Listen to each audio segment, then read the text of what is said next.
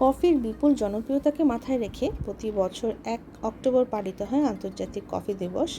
2014 সাল থেকে আন্তর্জাতিক কফি সংস্থা এই দিনটিকে পালনের ঘোষণা দিয়ে আসছে।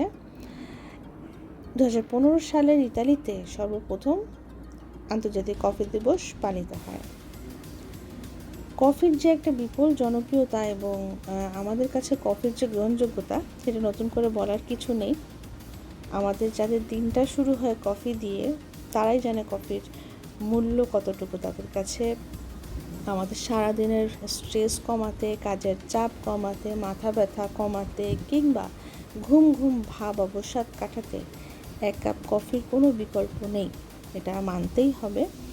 আমাদের এক একজনের কাছে এক এক রকম কফি জনপ্রিয়। কারো কাছে cold coffee, hot coffee, coffee latte, cappuccino, Americano, mocha কিংবা বিভিন্ন কফি, যার যেটা পছন্দের তালিকায় আছে তারাই জানে কফি তাদের কাছে কতটা প্রিয়।